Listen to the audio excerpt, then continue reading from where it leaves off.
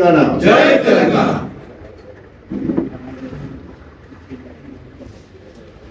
పత్రికా మిత్రులకి, electronic media సోదరులకి, టిఆర్ఎస్ పార్టీ ప్రతినిధులకు, తాజా మాజీ ప్రజాప్రతినిధులకు అందరికీ నా యొక్క నమస్కారాలు తెలియజేసుకుంటూ, నిన్న మాజీ మంత్రి, ప్రస్తుత గణపురం నియోజకవర్గ ఎమ్మెల్యే కడియం శ్రీ మతి భ్రమించి పిచ్చి కుక్క కరిస్తే ఎట్లుంటుందో ఆ మనిషికి పిచ్చిలేసి ఎట్లా ఒర్రుతాడో ఆ రకంగా కడియం శ్రేణి గారు నిన్న మాట్లాడిన భాష చూస్తే అట్లా అనిపిస్తా ఉంది. ఫ్రస్ట్రేషన్ లో ఉన్నాడు. దొంగే దొంగ దొంగ అంటాడు. ఎలక్షన్లు రావాలని అంటాడు.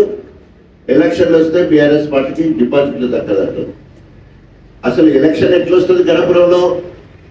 కడియం శ్రేణి అనైతికంగా ఇప్పుడు పదవిలో ఉన్నాడు. నైతిక విలువల గురించి మాట్లాడే కడియం శ్రేణి నీకు సిగ్గు, శరము, లజ్జ ఇంకేమన్నా ఉంటే వెంటనే రాజీనామా చేసి ఎన్నికలకు రా. బీఆర్ఎస్ బలమేందో బలగమేందో నీకు చూపిస్తాం. 2004 నుంచి వెళ్ళి 2014 వరకు నిన్ను రాజకీయ సమాధి చేసి బీఆర్ఎస్ పార్టీ నిన్ను బొందబెట్టింది. 2004 నుండి 2014 వరకు గణపురం నిన్ను మర్చిపోయింది. కేసీఆర్ గారి పుణ్యమా అని చెప్పేసి బీఆర్ఎస్ పార్టీ అధినాయకుడు, ఉద్యమ నాయకుడు కేసీఆర్ గారు కాళ్ళు పట్టుకొని బీఆర్ఎస్ పార్టీలో, ఆనాడు టిఆర్ఎస్ పార్టీలో జాయిన్ అయిన తర్వాత 10 సంవత్సరాలు తెల్లారు లేస్తే కేసీఆర్ పక్కనే ఉన్నావు. సిగ్గు శరం ఉండాలి కదా నువ్వు మాట్లాడినప్పుడు. ఈ 15 ఏళ్లల్లా అభివృద్ధి జరగలేదు అంటున్నావే, కళ్ళుండి కబోదు లెక్క మాట్లాడుతున్నావు. నీ భాష చూస్తే నిజంగా అసహ్యం అనిపిస్తా ఉంది. గణపురం నియోజకవర్గము అభివృద్ధి సంక్షేమంలో 4వ స్థానం అని చెప్పేసి ఇంగ్లీష్ పత్రికలు సైతం రాయడం జరిగింది. 98 మార్కులతోటి కేసీఆర్ గారు, అదేవిధంగా 92 మార్కులతో కేటీ రామారావు గారు, 88 మార్కులతో హరీష్ రావు గారు, 86 మార్కులతో డాక్టర్ రాజేష్ శేషర్ గారు. ఇది ఇంగ్లీష్ పత్రికలో రావడం జరిగింది. స్వయంగా ముఖ్యమంత్రి గారు తెలంగాణ భవన్లో అన్ని ఏ రంగంలో ఇంత అభివృద్ధి వివరంగా కూడా మాట్లాడడం జరిగింది. ఈరోజు కళ్ళకు కట్టినట్టు ఇంత గొప్పగా అభివృద్ధి కనిపిస్తూ ఉంటే 10 ఏళ్ల కింద ఎవరన్నా అమెరికానో ఆస్ట్రేలియానో పోయి ఇప్పుడు వస్తే గణపురాన్ని గుర్తుపట్టలేని పరిస్థితి. వ్యవసాయ రంగంలో 7 రిజర్వాయర్లు, ఏ నియోజకవర్గం చూడండి 7 రిజర్వాయర్లతో కులతూగుతున్న నియోజకవర్గం లేదు. ప్రతి గ్రామానికి తప్పకుండా సాగునీరు అందించాలని అదనంగా 134 కోట్ల రూపాయలు నిధులను మంజూరు చేసి కేటీ రామారావు గారి చేత శంకుస్థాపన చేసి పనులు జరుగుతూ ఉంటే నువ్వు ఎమ్మెల్యే అయిన తర్వాత దాని మీద రివ్యూ లేకపోవడం వల్ల ఆ పనులు నత్తనడక నడుస్తూ ఉన్నాయి. ఎక్కడైతే ఎత్తు ప్రాంతాలైన శ్రీపతిపల్లి కానీ, కొండాపూర్ కానీ, లింగంపల్లి కానీ, మద్దెలగూడెం కానీ, పీసర కానీ, వేలేరు కానీ, పక్కనున్న కమ్మరిపేట కానీ, కిందికి వస్తే నారాయణగిరి ముప్పాల వరకు, అదేవిధంగా కింద చూసుకుంటే వంగనపల్లి, తర్వాత మల్లకపల్లి, తర్వాత ధర్మపురం, కింద వెంకటాపూర్, ఇవన్నిటికి నీళ్ళు ఇచ్చేట్టు ప్రణాళిక. అదేవిధంగా కుర్చపల్లి, కోమల్ల, గోవర్ధనగిరి, ఆ 3 గ్రామాలకు అంటే ఇన్ని రకాలుగా వేరే ఒక్కొక్క నియోజకవర్గానికి 1,00,000 ఎకరాల మాగాని అంటే గణపురానికి 1,40,000 ఎకరాలకు స్థిరీకరించుకున్నాం. 2 పంటలు కాదు, ఊపుకుంటే 3 పంటలు పండే విధంగా కార్యాచరణ చేసుకున్నాం. గణపురంలో ఉన్న చెరువులన్నింటినీ కూడా మరమ్మతులు చేసుకున్నాం, భూములన్నీ మరమ్మతులు చేసుకున్నాం, మత్తను మరమ్మతులు చేసుకున్నాం. వేరసి గణపురంలో డబుల్ మత్తడి పడ్డా కూడా ఎక్కడ చెరువులు కట్టలు తెగిపోయిన పరిస్థితి. మిషన్ కాకతీయ ద్వారా అంత గొప్పగా చెరువులు అభివృద్ధి చేసుకున్నాం. ఎక్కడ లేదుగా చెక్ డ్యాములు నిర్మించుకోగలిగినాం. ఆకేరువాగు మీద చెక్ డ్యాములు, వసంతపురపు వాగు మీద చెక్ డ్యాములు, చిరుకు దగ్గర వాగుల మీద చెక్ డ్యామ్ కట్టుకున్నాం. ఎక్కడ వీలైతే అక్కడ నీటిని నిల్వ చేసి భూగర్భ జలాలు పెంచుకొని ఆ రకంగా నీళ్లు, రిజర్వాయర్లు ఎత్తుపోసుకుంటూ వచ్చి ఆ రకంగా నీళ్లు, వర్షాల వల్ల నీళ్లు, 3 రకాలుగా గణపురము నెంబర్ 1 వరంగల్ జిల్లాలోనే నెంబర్ 1 నియోజకవర్గంగా ఉండడానికి కారణం ఏంటంటే దేవాదుల నీళ్లు మొత్తం కూడా ఒక స్టేషన్ కనుకోరాంతే. కడియం శ్రీహరి అనే ద్రోహి ఈ మాట ఎందుకంటుందంటే దేవాదులకు ద్రోహం చేసిన కడియం శ్రీహరి సోనియా గాంధీ ద్వారా వైఎస్ రాజశేఖర రెడ్డి దేవాదుల రిమోట్ ద్వారా నీళ్లు రిలీజ్ చేస్తే వైఎస్ రాజశేఖర రెడ్డి గారికి సోనియా గాంధీకి వ్యతిరేకంగా ధర్మసాగర్ రిజర్వాయర్ సౌత్ కెనాల్ సంబంధించిన నీటిని విడుదల చేసే ప్రోటోకాల్ కార్యక్రమం జరుగుతూ ఉంటే నీళ్లు విడుదల చేయొద్దని చెప్పేసి ఆ కీ ఏదైతే తిప్పేది కీ ఉంటుందో దాన్ని తీసి రిజర్వాయర్ చేసిన గనుడు. ఇది అభివృద్ధి నిరోధకానికి పరాకాష్ట. ఒకవేళ నిజంగానే మీ రైతులు బాగుపడాలి లేదా ప్రతి చెరువు నిండాలని నీకు ఆలోచన ఉండేది ఉంటే రాజకీయాలకు అతీతంగా నీవు దానికి సహకరించి నీళ్లు విడుదల చేసడానికి బాధ్యత తీసుకోవాలి. నువ్వు బాధ్యత తీసుకోకపోవడం ఉన్న మరి నీళ్లు విడుదల కాకుండా అడ్డుకున్న ద్రోహి ఎవరంటే కడియం శ్రీహరి. అలాంటి వాడు అభివృద్ధి గురించి మాట్లాడతారు. ఇక్కడ ఇంత గొప్పగా గణపురం కనిపిస్తూ ఉంటే అభివృద్ధి విషయానికి వస్తే అన్ని అడ్డంకులే. ఇది ఆగస్టు 3వ తారీఖు 100 మంచాల ఆసుపత్రి మంజూరైంది. గన్పూర్కి 100 హాస్పిటల్ దానికి 37.5 కోట్ల రూపాయలు ఆగస్టులో ఆర్డర్. ఇది ఆగస్టు, సెప్టెంబర్, అక్టోబర్, నవంబర్, మళ్ళీ ఇవన్నీ ఇప్పుడు మళ్ళా సెప్టెంబర్ వచ్చింది. ఇయర్ 23 2023లో వచ్చింది. శంకుస్థాపన చేద్దామంటే అడ్డుపడ్డ ద్రోహి. ఎందుకంటే నేనే మళ్ళా మంత్రి అయినప్పుడే వేయాలని ఒక దురాశాపరుడు. ఇది జీవో, మీవన్నీ మీకు కాపీలు ఇస్తారు మళ్ళీ. ఇప్పుడు ఈ రకంగా గన్పూర్ 100 మంచాల ఆసుపత్రిని అడ్డుకున్నాడు. అదేవిధంగా మున్సిపాలిటీకి సంబంధించిన అంతా అయిపోయి జీవో వచ్చే క్రమంలో 25,000 మంది జనాభా తోటి శివునిపల్లి, గణపురం, చాగల్ 3 కలిపి మొత్తం ఆర్డర్ అయ్యేదాకా అయిపోయిన తర్వాత దాన్ని కూడా 2 సార్లు ఆయన మంత్రిగా ఉన్నప్పుడు ఆఫ్ చేసిండు, ఉప ముఖ్యమంత్రిగా ఉన్నప్పుడు. పక్కన వర్ధనపేట జస్ట్ 9,000 జనాభా. ఇవాళ గణపురం మొత్తము తెలంగాణ మొత్తంలో పెద్ద గ్రామ పంచాయతీ ఏదంటే స్టేషన్ కట్టు. ఎందుకున్నదంటే మున్సిపాలిటీ 10 ఏళ్ల కింద కావాల్సిన ముచ్చట. 7-8 సంవత్సరాల కింద ఎప్పుడైతే ఆ జీవో వచ్చిందో అప్పుడు కావాల్సిన పరిస్థితి. దీనికి కట్టుబడేది ఎవరంటే ఓన్లీ కడియం శ్రీహరి. ఈ రకంగా అభివృద్ధి నిరోధి ఏ విషయం అదే కాకుండా ఆయన 2 సార్లు విద్యాశాఖ మంత్రిగా ఉన్నాడు. అరే కనీసం ఒక కో ఎడ్యుకేషన్ సంబంధించిన డిగ్రీ కళాశాల కావాలని 20 సంవత్సరాల నుంచి అడుగుతున్నాడు. నాకు తోచినంతలా కేసీఆర్ గారు కట్టుకొని మహిళా డిగ్రీ కళాశాల తీసుకురాగలిగినాడు. మహిళా రెసిడెన్షియల్ డిగ్రీ కళాశాల. ఎందుకంటే మహిళలకు చాలా కష్టమవుతుంది. వేరే మండలాల నుంచి ఎక్కువ వచ్చి చదవాలంటే ప్రయాణంలో బాధలు, అనేక ఇబ్బందులు ఉంటాయనే ఉద్దేశంతో రెసిడెన్షియల్ డిగ్రీ కళాశాల తీసుకురావడం జరిగింది. ఈరోజు గణపురం నియోజకవర్గం అన్ని రకాల అభివృద్ధి. ఎవరితో పోటీ పడుతున్నాం మనం? సిద్దిపేటతో పోటీ పడతా ఉన్నాం, సిరిసిల్లతో పోటీ పడ్డాం. కేసీఆర్ ఆ సరసన 3 తర్వాత మనం రావడం అంటే ఎన్ని రకాలుగా కేసీఆర్ గారి సహకారంతో, నా కార్యకర్తల బలంతో ఇక్కడ ఎందుకు వచ్చినాయంటే గణపురం నియోజకవర్గం ఉద్యమంలో సిద్దిపేటకు పోటీ పడ్డది. ఈరోజు కరుడు కట్టిన బీఆర్ఎస్ శ్రేణులు ఉన్నారు. ఇప్పటి వరకు ఒక నమ్మక ద్రోహులు తప్ప, అవకాశవాదులుగా వచ్చిపోయిన వాళ్ళు తప్ప, ఈరోజు డే 1 నుండి 2001 నుండి ఇప్పటి వరకు పార్టీని పట్టుకొని వాళ్ళ రక్తాన్ని చెమట చేసి ఈ దుర్మార్గుని కూడా గెలిపించింది బీఆర్ఎస్ శ్రేణులే. ఇల్లులోకి వెళ్ళి గెలిచి సిగ్గుచరం ఉండాలి కదా మాట్లాడటానికి. బీఆర్ఎస్ పార్టీ డిపాజిట్ రాదంటవా? విజయ రామారావు గారు ఇక్కడి నుంచి గెలిచి మంత్రి అయిండు, ఆయన తర్వాత నేను గెలిచి మంత్రి అయినా. నువ్వైతే మొత్తము చట్టసభలలో ఉండే అన్ని పదవులు బీఆర్ఎస్ పెట్టు రాగానే ఎంపీ అయినవి, తర్వాత ఎమ్మెల్సీ ఉప ముఖ్యమంత్రి అయితవి, అదేవిధంగా విద్యాశాఖ మంత్రి అయితవి, 2 సార్లు ఎమ్మెల్సీ, మళ్ళా మొన్న ఎమ్మెల్యే, అన్ని చట్టసభలు అయిపోయాయి. ఇన్ని రోజులు నువ్వు బీఆర్ఎస్ అధినాయకుడు కేసీఆర్ పక్కన ఉండి తిన్నింటి వాసాలు లెక్క పెట్టే విధంగా నమ్మక ద్రోహం చేసింది నువ్వు.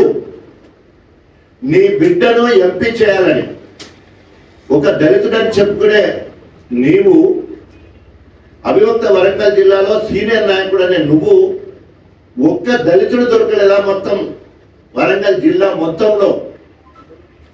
ఒక్క దళితుడిని కనుక నువ్వు ఇలా ఎంపిక చేస్తే నువ్వు చరిత్రలో మిగిలిపోయేవాడివి. దళితులను సహకరిస్తున్నాడు. నువ్వు టీడీపీలో ఉన్నన్ని రోజులు ఏ ఒక్క దళితుడు కనీసం మండలాధ్యక్ష పదవి రాలే, జిల్లా అధ్యక్ష పదవులు దేవుడే. ఏ ఒక్క దళితుడిని ప్రోత్సహించిన సందర్భం లేదు. రిజర్వేషన్ పరంగా మనం వస్తూ వచ్చినాయి తప్ప ఆయన చేతి నుండి దళితులకు ఎక్కడ నామినేటెడ్ పదవులు ఇవ్వలేదు, మండలాధ్యక్షుల పదవి ఇవ్వలేదు, అదేవిధంగా జిల్లా స్థాయి పోస్టులు ఇవ్వకుండా ఇచ్చే పరిస్థితి ఉన్నది. ఈరోజు నువ్వు మళ్ళీ అభివృద్ధి గురించి మాట్లాడతావు. అభివృద్ధి కోసం నేను పోయినా అంటున్నావు. ఏమన్నా నాకు అర్థమైతే లేదు. పెద్ద పెద్ద మాటలు వస్తున్నాయి కానీ అది సచిన పాముతో సమానం. కడియం శ్రీ అంటాడు, కట్లపాములు అంటాడు, ప్రజలు చంపేసిండు. అంతకుముందు బీఆర్ఎస్ పార్టీలో ఉన్నాక దర్జాగా మొదటి సీట్ లో అసెంబ్లీలో కూర్చున్నట్టు ఇలా ఆఖరి బెంచ్లో కూర్చుంటాడు. దేర్ మ్యాటర్ అయిపోయింది. నీ సంగతి అక్కడే ఉంది. మాట్లాడడానికి నీకు అవకాశం లేదు, వాయిస్ లేదు. మొన్ననేమంటావు అవసరమైతే డివిజన్ బెంచ్కి పోతా, సుప్రీంకోర్టు పోతాను మొన్నంటావు. ఉప ఎన్నికలు రావని ఇప్పుడంటావు, వస్తే డిపాజిట్ రావంటావు. అయ్యా కడియం శ్రీ గారు, నీకు నిజంగా సిగ్గు శరం ఉంటే, లజ్జ ఉంటే, నీకు దమ్ము ధైర్యం ఉంటే వెంటనే రాజీనామా చేయి. బీఆర్ఎస్ శ్రేణులను ఎదుర్కో, బీఆర్ఎస్ శ్రేణులను ఎదుర్కో. మొత్తము వరంగల్ అభివక్త వరంగల్ జిల్లా మొత్తం కూడా పోయినా కూడా గణపురంలో బీఆర్ఎస్ శ్రేణులు ఎంత గట్టిగా పనిచేస్తే నువ్వు గెలిచినావు. అది నీ గొప్పతనం కాదు. బీఆర్ఎస్ శ్రేణులు కేసీఆర్ గారు పిలిపిస్తే అందరూ కలిసి కట్టుకు గెలవడం జరిగింది. ఇక్కడ జనగాం నియోజకవర్గ ఇన్ఛార్జ్ బాధ్యత తీసుకొని అక్కడ సగం మంది మా సెంటర్ లాంటి వాళ్ళందరూ అక్కడ పనిచేశారు, ఇక్కడ మన వాళ్ళు పనిచేశారు. మొత్తం అక్కడిక్కడ 2 గెలిచినాయంటే that is the impact of doctor Rajaiah సైన్యం. బీఆర్ఎస్ వాళ్ళు అక్కడ ఇక్కడ పనిచేయడం వల్లనే గెలవడం జరిగింది. ఇంకొకసారి బీఆర్ఎస్ గురించి మాట్లాడితే కర్రలు కాల్చి వార్త పెడతారు. ఏ గ్రామంలో నిన్ను తిరగనీయరని హెచ్చరిస్తా ఉన్నాం. నువ్వు ఇలా తింటున్న కూడు ఇప్పుడు ఎమ్మెల్యే అయ్యి ఇప్పుడు నువ్వు జీతపత్రాలు తీసుకున్నదంటే బీఆర్ఎస్ పార్టీ కార్యకర్తలు పెట్టిన భిక్ష. వీళ్ళ వాళ్ళని పోతే అలా నెలకు 2.5 లక్షల జీతం తీసుకుంటున్నావు, తర్వాత తిరిగేదానికి అవకాశం. నీకు నిజంగానే ఫిరాయింపుల చట్టం ఏం చెప్తా ఉన్నది? ప్రాథమిక సభ్యతని గెలిచిన పార్టీ ప్రాథమిక సభ్యత్వానికి రాజీనామా చేయాలి. గెలిచిన పదవి అది ఎమ్మెల్యేనా, ఎమ్మెల్సీనా, ఎంపీనా, దానికి రాజీనామా చేయాలి. పార్టీ నచ్చకున్నా, నాయకుడు నచ్చకున్నా ఆ రకంగా ప్రాథమిక సభ్యత్వానికి గెలిచిన పదవికి రాజీనామా చేసి ప్రజాస్వామ్యంలో నువ్వు ఇష్టమైన పార్టీకి పోవచ్చు. కానీ సిగ్గు శరం లేకుండా ప్రాథమిక సభ్యత్వానికి రాజీనామా చేయవు, ఎమ్మెల్యే పదవికి రాజీనామా చేయవు, తగుదనమ్మని మళ్ళీ నువ్వే మాట్లాడతావు. నేను అలా పోడు సరి అయింది అని చెప్పేసి. ఏ రకంగా సరి అయిందంటే మళ్ళీ ఏమంటావు? మొత్తము 38 మంది ఎమ్మెల్యేలను కేసీఆర్ గారు తీసుకున్నాడంటారు. అరే నీతి నియమం ఏమి లేని కడియం శ్రీ వాళ్ళు ఒక గ్రూప్ గా ఏర్పడి 2/3 మెజారిటీ. చట్టంలో ఒక వెసులుబాటు ఉన్నది, రాజ్యాంగం కల్పించిన హక్కు. ఏ రాజకీయ పార్టీలో 2/3 మెంబర్లు అందరూ ఒకటయ్యి అధికార పార్టీలో కలిసి సంకీర్ణంగా ఏర్పడి ఆ ప్రభుత్వం ద్వారా అభివృద్ధి చేసుకున్నామని పోతాం. కేసీఆర్ ఎవరి ఇంటికి పోయి కండువ కప్పలే. నీ ఇంటికి వచ్చి రేవంత్ రెడ్డి వాళ్ళందరూ వచ్చి మున్షి వచ్చి దగ్గర ఇంటికి వచ్చి కండువ కప్పిండు. పోచారం శ్రీనివాసరెడ్డి ఇంటికి పోయి కండువ కప్పిండు. గాంధీ దగ్గరికి పోయి కండువ కప్పినావు నువ్వు. మీ రేవంత్ రెడ్డి ఇంటింటి తిరుగుకుంటా మొత్తము ఎమ్మెల్యేలే కూర్చోవాలనుకున్నాడు. ఎమ్మెల్యేలు ఒక్కొక్కరి దగ్గర పోయి ఎక్కడ నా ప్రభుత్వం కూలిపోతుందో అని భయపడి, ఎందుకంటే ఈ మహానుభావుడు కూలుస్తా అన్నాడు 6 నెలల్లో. కడియం శ్రీ అన్నాడు, ఆయనే 6 నెలల్లో ప్రభుత్వం కూలుస్తామన్నాడు. అవన్నీ మర్చిపోయి దొంగ అన్నట్టు ఈరోజు మళ్ళీ ఫిరాయింపుల చట్టం గురించి మాట్లాడుతుంటే అన్ని తెలిసి కూడా ఇప్పటికే 4 రాష్ట్రాలలో బహిష్కరణ అంటే డిస్క్వాలిఫై చేసేసారు. హిమాచల్ ప్రదేశ్ అనే రాష్ట్రంలో అయితే అసెంబ్లీ తీర్మానం చేసింది, ఎవరైతే పార్టీ ఫిరాయిస్తే వాళ్ళకి పెన్షన్ కూడా ఇవ్వద్దు, ఎమ్మెల్యే పదవికి పెన్షన్ కూడా ఇవ్వద్దు అని చెప్పడం జరిగింది. ఇవన్నీ మరి చదువుకున్నాడైనా ఇవన్నీ చూస్తున్నాడా? సుప్రీంకోర్టు గైడ్ లైన్స్ ప్రకారమే హైకోర్టు ప్రొసీడింగ్స్ ఇస్తుంది. అందుకని ఎప్పుడు రియాక్ట్ కానీ హైకోర్టు కూడా అంత గొప్పగా రియాక్ట్ అయింది. ఇక తినబోతు చూసేందుకు ఇంకో 10-12 రోజులు అయితే స్పీకర్ ఏదో నిర్ణయం తీసుకుంటాడు. స్పీకర్ ఒకవేళ కనుక మరి రేవంత్ రెడ్డి గారి మాటలకు కట్టుబడి ఉంటాడా, లేదా రాజ్యాంగాన్ని గౌరవిస్తా మౌలిక విలువలను గౌరవిస్తా అని మరి మాట్లాడిన ప్రసాద్ కుమార్ గారు సుప్రీంకోర్టు గైడ్ లైన్స్ ప్రకారం బహిష్కరిస్తాడా, డిస్క్వాలిఫై చేయాలా? డిస్క్వాలిఫై చేయడు కాబట్టి అది డిస్క్వాలిఫై అయితేనని తెలియగానే దొంగసాటుగా పోయి వీళ్ళు రాజీనామా చేస్తారు. ఆయన ఎన్నికలకు రావాలన్నప్పుడు మళ్ళీ రాజీనామా చేసి వచ్చేదానికి అవకాశం ఉంటుంది. ఇదంతా కళ్ళు మూసుకొని ఏదో పిల్లి పాలు తాగినట్టు ఎవరికి ఏం తెలియదు, నేను ఏది మాట్లాడుతుంది గణపురం వాళ్ళు నమ్మేస్తారని. ఎందుకంటే ఇన్ని రోజులు అట్లే.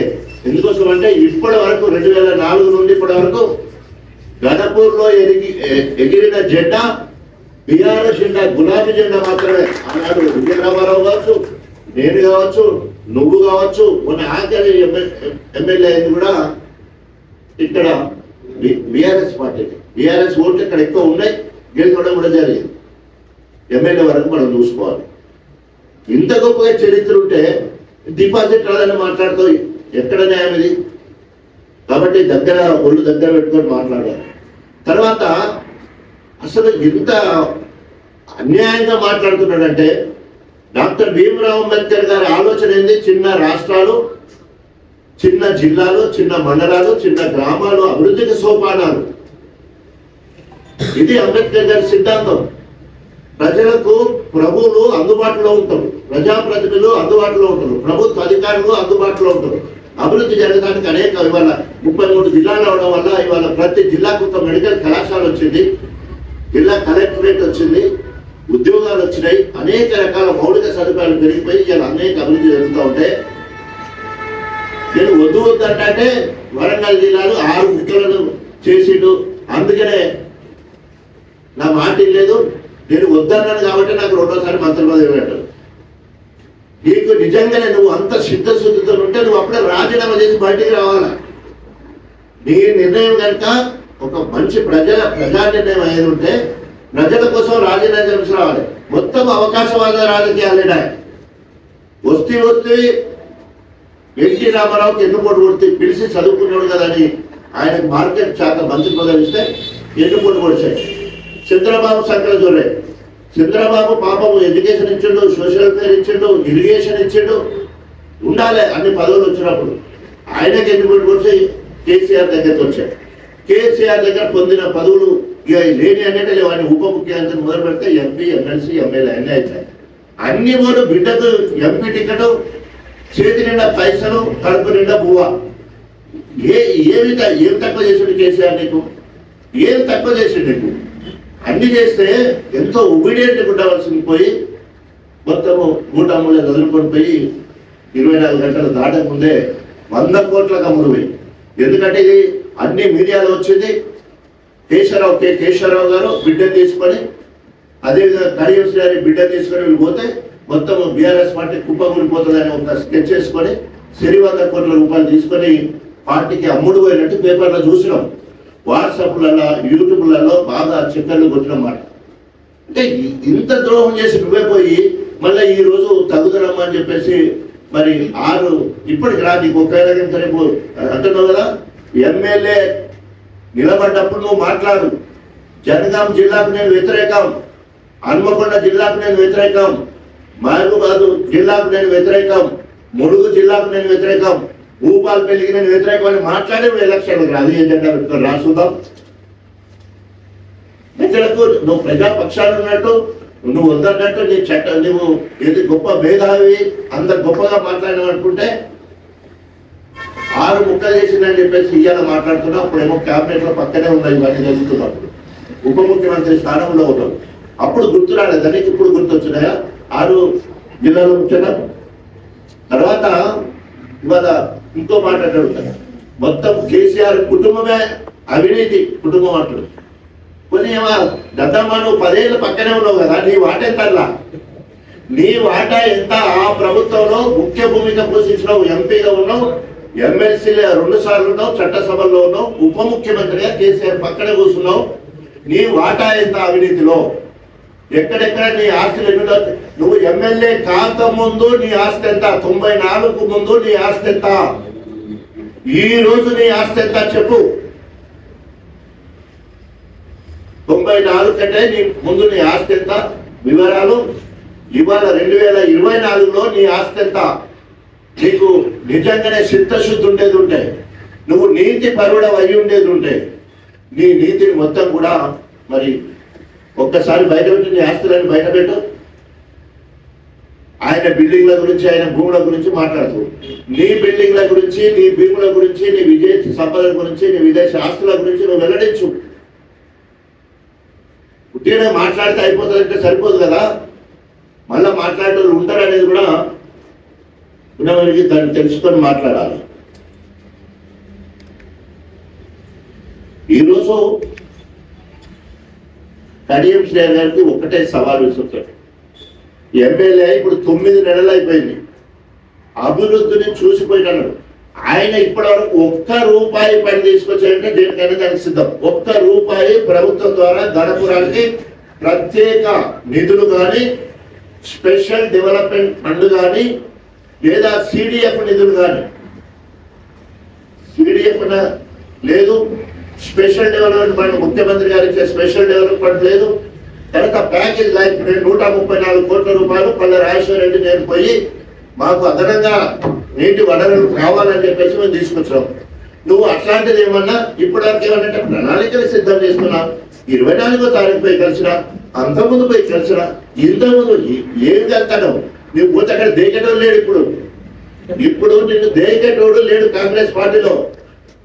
గణపురానికి వస్తే కాంగ్రెస్ వాళ్ళందరూ నేను ఓడగొట్టాలనుకున్న వాళ్ళు, రాబిడ్డా సుత్తావు సంగతి నువ్వు మా దాంట్లోకి రావాలి, నీకు టికెట్ రావాలి, ఓడగొడతాను వాళ్ళు సిద్ధంగా ఉన్నారు. మమ్మల్ని నమ్మించి మోసం చేస్తావా బిడ్డ, మాకు అవకాశం రాని గులాబీ శ్రేణులు లాంటి సిద్ధంగా ఉన్నారు.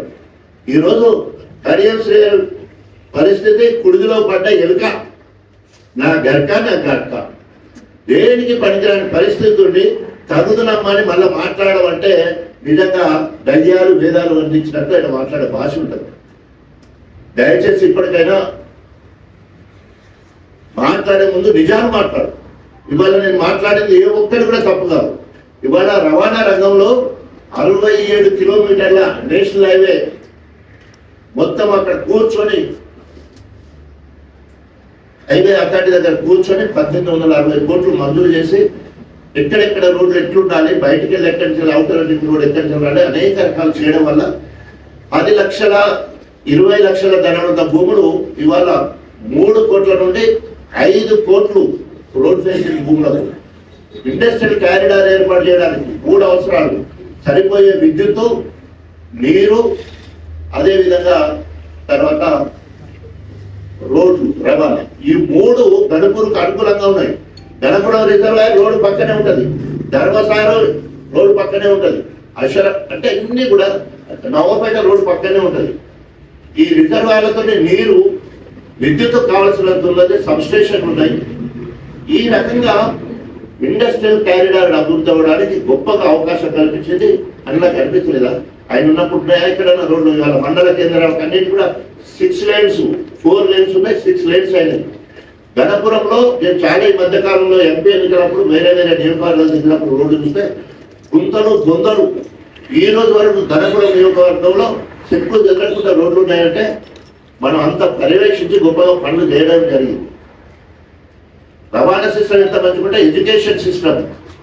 నేను ఎమ్మెల్యేగా ఉన్నప్పుడు బాణాల శ్రీవాణి అని స్టేట్ ఫస్ట్ వచ్చిందండి చెప్పగడ స్కూల్ నుండి. ఒక మహిళ వేలే నుంచి వెళ్ళి మహిళా సంఘాల నుంచి వెళ్ళి మోడీతో ముఖాముఖి మాట్లాడడం జరిగింది.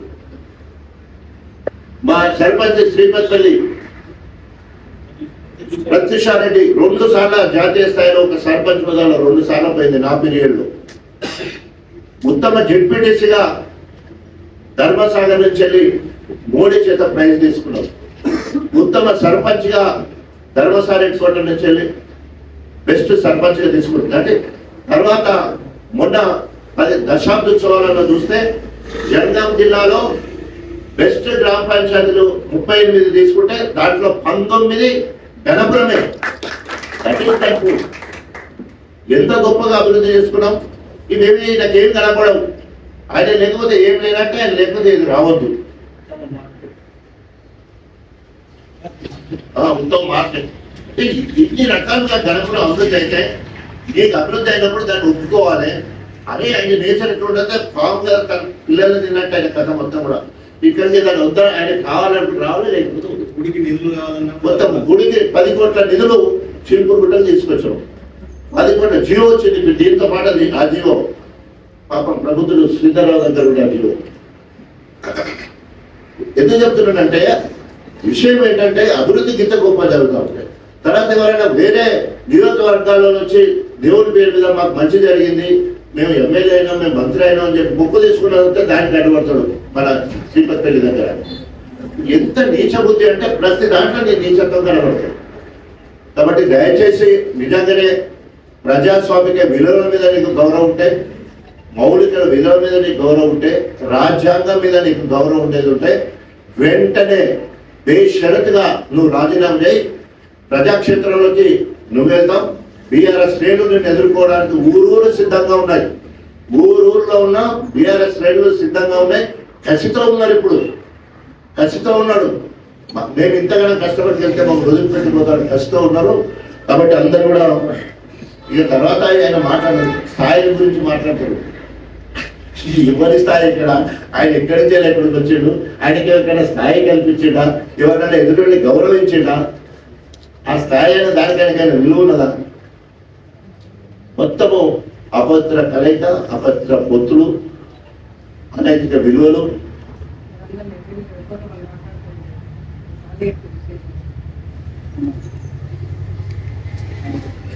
ఏదైనా కూడా రేపు రాబోయే రోజుల్లో కార్యక్రమానికి సవాల్ విసురుతున్నాం. ఎప్పుడు ఇక్కడ ఉప ఎన్నిక రావాలి అని నువ్వు కోరుకుంటే వెంటనే రాజీనామా ఎదుర్కోవడానికి ఇక్కడ 10 ఏళ్ళు అభివృద్ధి చేసిన వాళ్ళకి మేము వస్తాం. గణపురంలో ఊరికి ఏమి అభివృద్ధి చేసినా మేము వస్తాం. నువ్వు టీడీపీలో ఉన్నప్పుడు చేసిన అభివృద్ధి చూస్తావా, లేదా ప్రత్యేకంగా బీఆర్ఎస్ పార్టీలో ఉన్నప్పుడు నీ ద్వారా వచ్చిన చూస్తావా? చూపించు. మనం ఎక్కడైతే అక్కడ మనం ఒక బహిరంగ వేదిక పెట్టుకొని చర్చకు సిద్ధమని చెప్పేసి సవాల్ విసురుతున్నాం. అభివృద్ధి బీఆర్ఎస్ ప్రభుత్వం 10 ఏళ్ళు జరిగింది తప్ప మీ వల్ల జరిగింది గుడ్డుస్తున్నాం. జై తెలంగాణ. 15 ఏళ్ళుగా రాజకీయం అని అంటే ఇది వసూళ్ళకే పరిమితం అయ్యారు. ఇక్కడ కాంట్రాక్టులు కానీ అన్నింటిలో వసూళ్ళకే పరిమితం అయ్యారు. రాజకీయం అంటే ఒక నా గురించి మాట్లాడుతుంటే 2009లో నవంపేటలో మామిడి తోటలు అమ్ముకున్నాం. తర్వాత 12,000 గజాలు ఏది వెంకల్ని డిస్ట్రిబ్యూటర్ వికాస్ నగర్ కాలనీలో అమ్ముకోవడం జరిగింది. తర్వాత గన్పూర్ హాస్పిటల్ అమ్ముకోవడం జరిగింది. రైల్వే ట్రాక్ పక్కన ల్యాండ్ అమ్ముకోవడం జరిగింది. తర్వాత హైదరాబాద్ లో 10,000 అమ్ముకోవడం, అంటే 4 ఎలక్షన్లు కూడా కొడితే 4 ఆస్తులు అమ్ముకొని ఎలక్షన్లకు పోవడం జరిగింది. తర్వాత పుణ్యమనుంటే చూయించమను, అంటే ఆయన భాష చెప్తారు రాజిస్తా అంటారు కదా, రాయిస్తాను అంటే నేను ప్రజా జీవితంలో ప్రజానాయకుడిగా ముందు పోయిన ఆయన లెక్క కాంట్రాక్టర్లు అది కాకముందే సంపాదించుకున్న చరిత్ర కడియం చేయాలి. లింగంపల్లి రిజర్వాయర్ మంజూరైంది, జీవో చేయించాడు. మన గడ్డపల్లి వెంకటేశ్వర రెడ్డి దగ్గర నుంచి వెళ్ళి 6 కోట్లు తీసుకున్నాడు. స్వయంగా ఆయనే నా దగ్గరకు వచ్చి ఒక కడియం శ్రేణికి 6 కోట్లు ఇచ్చిన, నువ్వు కూడా కేసీఆర్ దగ్గర పోయి ఒక ప్యాకేజ్ తెచ్చుకొని నాకు అడ్వైజ్ ఇచ్చాడు. నేను కొనే తీసుకెళ్ళాలి, నాకు ప్యాకేజ్ మొత్తం మీద ప్రాజెక్ట్ అయిపోయింది. అంటే ఆ పైసలు తర్వాత మళ్ళా ఇప్పుడు 134 కోట్ల ఆ పైసలు చూసుకుంటాడు. ఇక ఆయన గురించి చెప్పేది మొత్తము తిమింగలం, అవినీతి తిమింగలం కడియం శ్రేణి. ఆయన అభివృద్ధి గణపురం నేను ముందే చెప్పిన 94 ముందు ఆయన ఆస్తులు ఎంత చెప్పాలి. ఏ ఒక్క పైసల మీద సంపాదించుకున్నా గణపురంలో కష్ట సుఖాలను రక్తాన్ని చెమట చేసి వీళ్ళ మీద కుదబెట్టి సంపాదించుకున్నట్టే గణపురం. సో కాబట్టి ఆయన ఆస్తులు ఎంత ఎక్కువ ఉన్నాయి. ఎలక్షన్లో నేను ఎక్కడ ఉండేదంటే ఆయన పెట్టే ఖర్చులో 5-10 దగ్గర నేను ఉంటే ఎప్పుడు 90-95% ఆయన ఉండే. అంటే ఆయన ఒక 15 కోట్లు ఖర్చు పెడితే నేను పార్టీ పరంగా ఉండే 1.5 కోట్లు ఖర్చు పెట్టడం కష్టం. ఆయన అవినీతి గురించి మాట్లాడాలంటే దయ్యాలు వెళ్ళాలి వాళ్ళు చెప్తారు.